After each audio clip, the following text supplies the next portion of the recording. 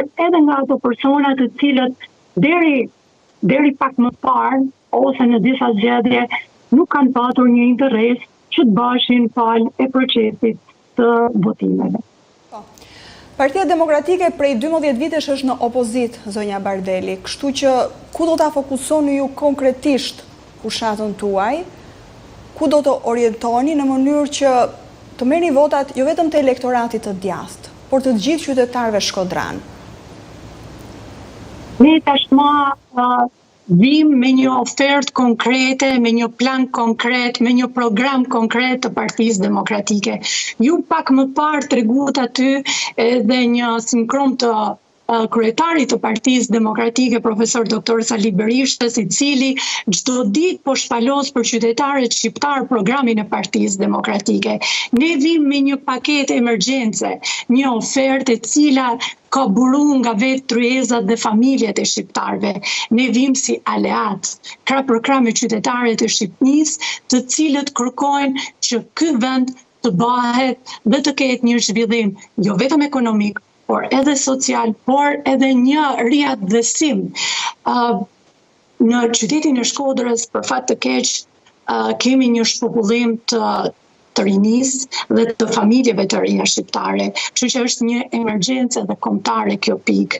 Kështu që plani jon, programi jon është një program i cili vehet gjithmonë në aleancë me qytetarin dhe ballafaqohet me gjithë idetë e këtyre qytetarëve të cilët kanë qenë të parët në hartimin e këtij programit. Ne kena dalë dhe i kena kontaktu ato, kudo ato kanë qenë.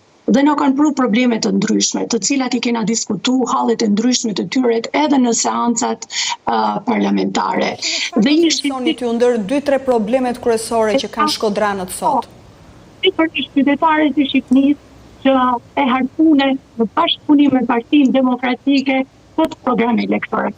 Pension, ju po i shikoni vetë jetesën e pensionistëve, moshave të treta, nuk janë të zotë të mbyllim faturën mujore, ose më mirë me thënë edhe atë ditore, ilaqe shumë të shtrejta. Mos përballimi në jetën e përditshme në produktet e shportës. Ne sot vim me një ofertë për gjithë pensionistët e Shqipërisë, me një plan të qëndrueshëm ekonomik për ta.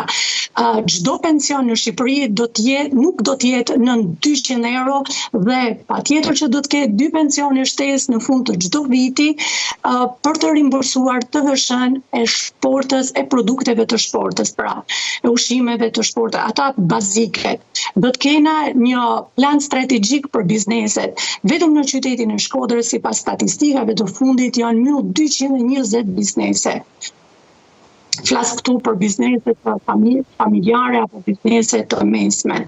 Pra, nuk shikojmë një zhvillim ekonomik për këtë qytet. Kështu që paketa jon, oferta jon do të jetë në krah të qytetarëve të ndershëm që e fitojnë bukën e gojës me djersën e ballit, dhe kështu që edhe tatimet, sikurse e tha dhe doktori pak më parë, do të zbritet tatimi mi fitim dhe TVSH-ja e bizneseve të mesme.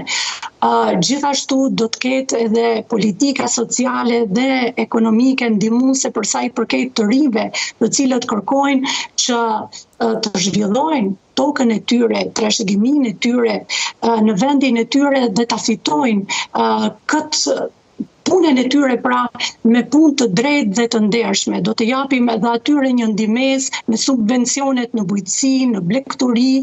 Gjithashtu do të kena edhe paketën e ndihmës për familjet e reja, të cilët kërkojnë të blejnë qoftë edhe një shtëpi.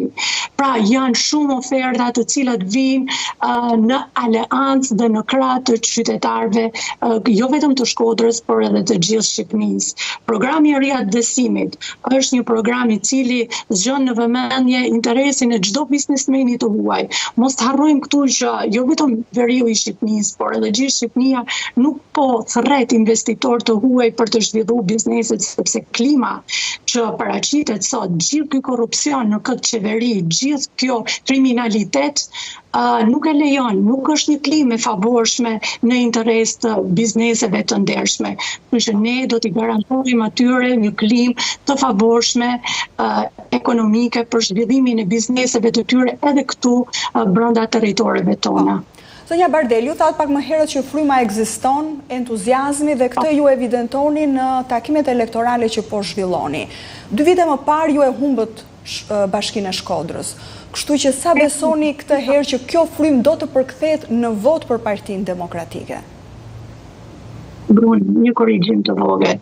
Nuk e humbëm Bashkinë e Shkodrës. Bashkia e Shkodrës u grapit.